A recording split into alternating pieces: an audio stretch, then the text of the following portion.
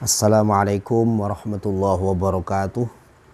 Bismillahirrahmanirrahim. Alhamdulillahirabbil alamin wa bihi nasta'inu ala umuri dunya waddin wassalatu wassalamu ala asyrafil anbiya wal mursalin sayyidina maulana Muhammad wa ala alihi wa sahbihi ajma'in. Amma ba'd.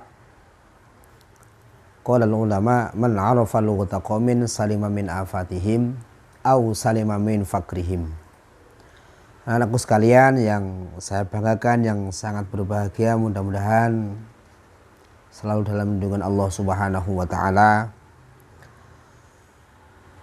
Anak-anakku sekalian, peserta didik Madrasah Diniyah Al Asyariah, baik putra maupun putri Pondok Pesantren Putra Al Wahabiyah 1 dan Al Latifiyah 2. Alhamdulillah, pada kesempatan ini, pada pertemuan kali ini kita bisa melanjutkan pengajian kitab Ilmu Shorof, Tasrif, Amsilah Tasrifiyah ini dalam keadaan sehat walafiat. Begitupun anak-anak sekalian, mudah-mudahan selalu dalam lindungan Allah Subhanahu wa taala. Untuk menyingkat waktu anak-anak, langsung saja kita meneruskan materi yang kemarin. Kalau kemarin itu kita membahas tentang tak yang memberi tanda mu'annas. Sekarang kita masuk pada fi'il madhi yang masuk kepada yang dimasuki domir na, domir ta, domir tu dan domir na. Lafat nasorna kayak gini kira.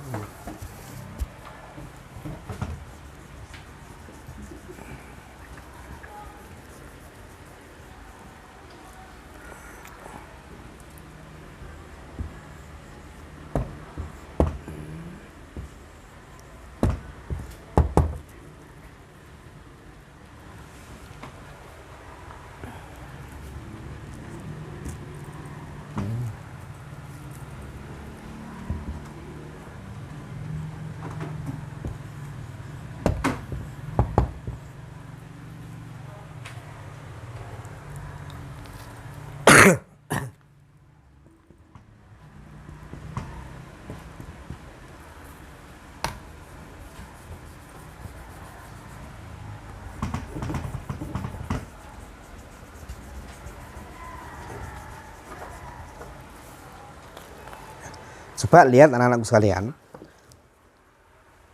di dalam lafat yang tertulis dalam papan itu, lafat nasorna itu di situ fi'il madhi yang kemasukan domir na. Lah mengapa ro di situ disukun? Itu karena sebagai hukum fi'il madhi. Jadi jikalau kita menjumpai fi'il madhi yang kemasukan domir-domir yang ada di papan itu, maka roknya wajib disukun. Mengapa kok wajib disukun anak-anakku sekalian? Dikarenakan untuk menghindari imtisalul awamiri, untuk menghindari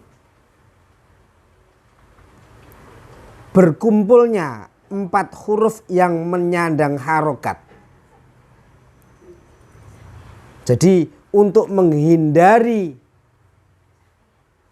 4 huruf yang berharokat, maka salah satunya harus disukun.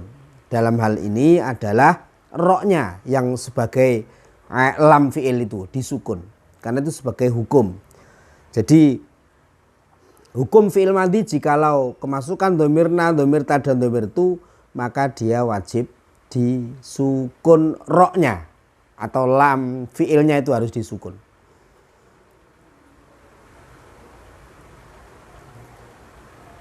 Lafat nasorna, anak-anakku, lafat nasorna itu sebenarnya asalnya adalah ini loh. Lafat nasorna ini asalnya sebenarnya adalah nasor. Ini. Nah, ini asalnya sebenarnya. Lah, tak di situ, tak yang disukun di situ itu sebagai tanda mu'annas dan nunnya sebagai tanda jamak. Nun di situ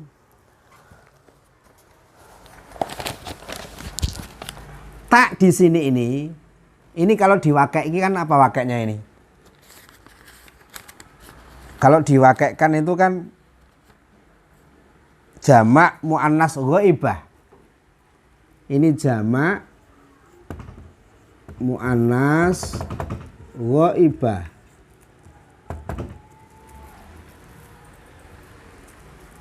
Nah, ini jamak muannas ghaibah. Lah, taknya di sini itu sebagai tanda muannas, tanda perempuannya. Nunnya di sini sebagai jamaknya. Nah, jadi ini asal. Lafadz nasornya itu sebenarnya di sini itu ada taknya. Lah, mengapa kok taknya dibuang? Mengapa? Dikarenakan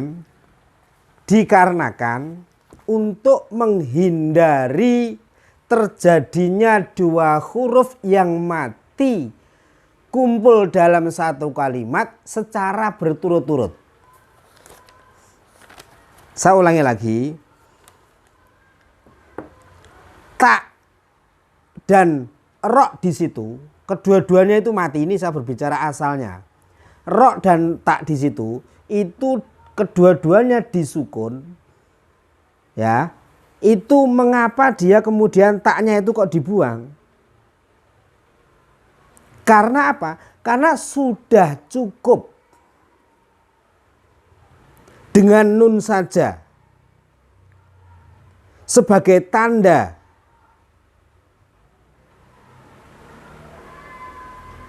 jamak di samping sebagai tanda muannas. Jadi nun itu sudah cukup. Alasannya nun itu sudah cukup, di samping dia berposisi sebagai tanda jamak, dia juga berposisi sebagai tanda muannas. Tapi itu setelah terjadi pembuangan ya. Nah, itu alasan yang kedua. Alasan yang pertama tadi apa?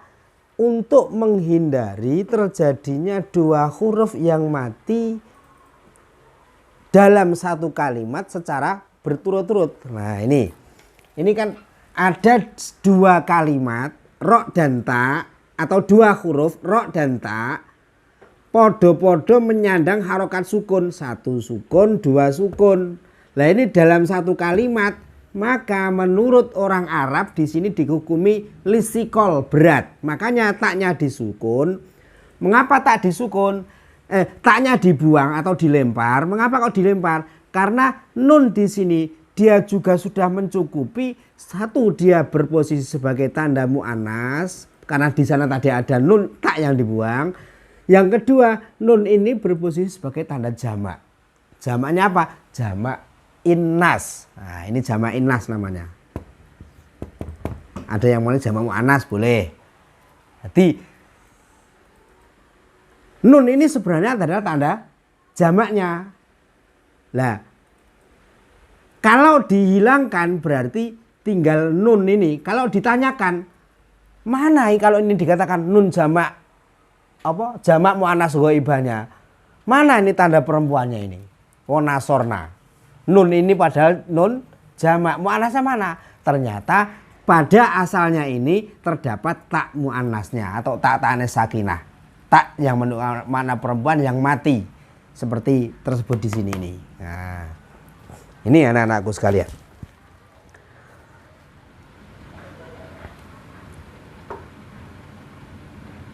Saya ulangi lagi. Jadi pada lafadz nasorna, nasorta, dan nasortu ini sama sebenarnya ya. Jadi sama pengertiannya atau keterangannya. Jadi fi'il madhi jika kemasukan domir na, domir ta, dan domir tu, maka roknya itu harus disukun. Dari nasoro kalau sudah kemasukan na, dia menjadi nasorna.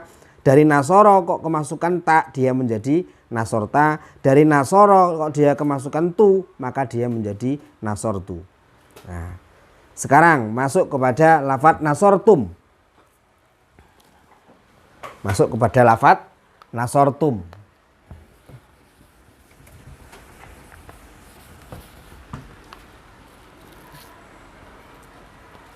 Ini nasortum.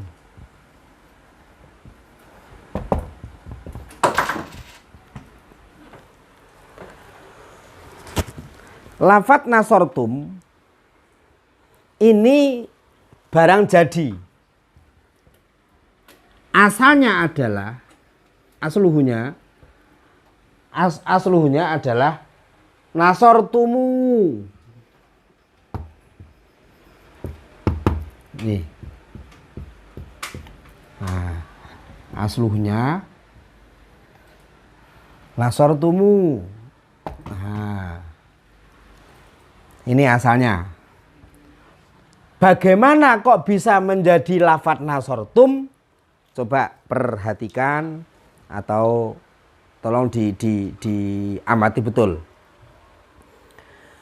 Nasortumu setelah menjadi kata akhir adalah nasortum.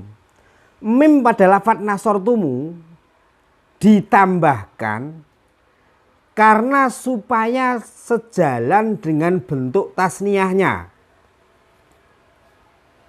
Nah, tasniyah apa? Nasortuma itu loh. Jadi supaya sejalan dengan tasniyahnya. Nasortuma itu. Jadi mim tetap di situ supaya sejalan dengan tasniyahnya. Lah, wawunya di situ. Nah, pada lafadz nasortumu setelah mim ada wawu.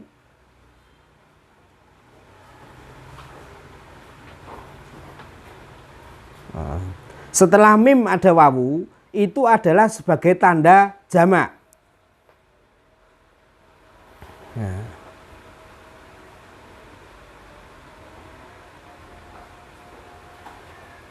Lah, wawu di sini, pada lafadz nasortumu wawu di sini itu dibuang atau dimahdzuf itu karena mim itu hukumnya sama dengan isim. Terbukti kalau fi'il mudhari itu kemasukan huruf mim maka dengan sendirinya akan berubah menjadi isim seperti mukrimun yang asalnya yukrimu. Nah, ini. Jadi wawu pada lafadz nasortumu itu dibuang karena mim itu hukumnya sama dengan isim. Terbukti kalau fi'il mudhari itu kemasukan huruf mim maka dengan sendirinya akan berubah menjadi isim. Seperti apa? Lafadz mukrimun itu asalnya apa? Yukrimu. Yukrimu kalau sudah kemasukan mim maka dia sudah menjadi isim secara otomatis. Nah, coba yukrimu itu masukkan mim, ya-nya diganti mim. Nah, dia akan menjadi isim. Sedangkan wawu itu pada lafadz nasortumu itu selamanya tidak ada yang berada di akhirnya kalimat isim. Ingat, sedangkan wawu itu selamanya tidak ada yang berada di akhirnya kalimat isim. Jadi setelah ada kalimat isim, umpama kita membuat lafadz mukrimun itu dimasuki wawu itu tidak ada pernah. Nah, jadi menjumpai kalimat isim itu tidak akan disertai dengan wawu kecuali ya ini kullu syai'in mustasnayat, segala sesuatu itu ada pengecualian kecuali pada dhamir huwa. Nah, huwa itu kan isim dhamir, itu kan di situ ada wawu. Nah, ini pengecualian berarti ya.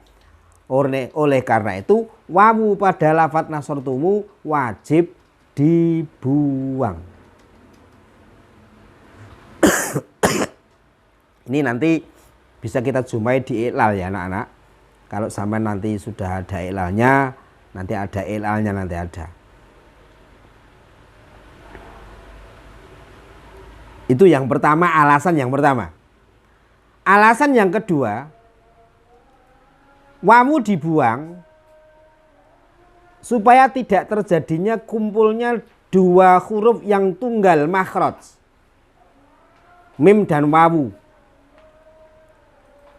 Mim dan wawu.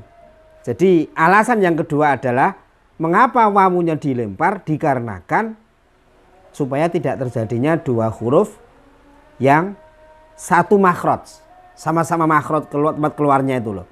Mim dan wawu itu makhrajnya pada mulut sama. Dan hal ini mudah sekali untuk kita hindari. Maka dari itu wawu harus dilempar dan mim dijadikan tanda yang menunjukkan atas wawu yang dilempar. Jadi wawunya pada lafadz nasortum itu tetap dibiarkan di situ. Itu sudah menunjukkan kalau di situ ada wawu yang dibuang. Demikian anak-anakku sekalian, pertemuan pada kali ini mudah-mudahan sedikit membawa keilmuan tentang bahasa Arab yang kita pelajari pada kali ini. Sekali lagi kita meminta kepada Allah mudah-mudahan ilmu kita dijadikan ilmu yang barokah dan manfaat. Al-Fatihah.